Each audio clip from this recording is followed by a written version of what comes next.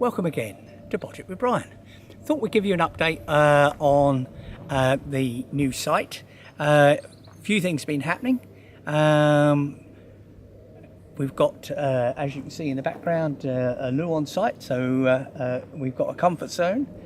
We've moved the water and electricity that was available on site into temporary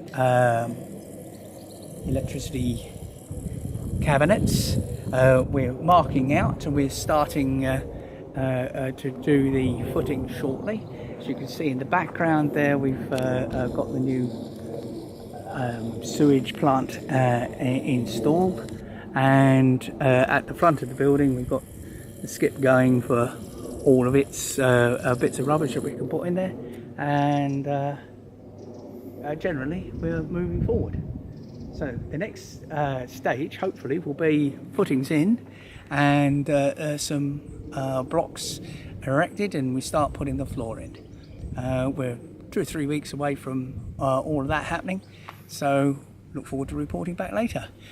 Thank you again for watching Project with Brian. Don't forget, you subscribe, any comments, be pleased to answer them.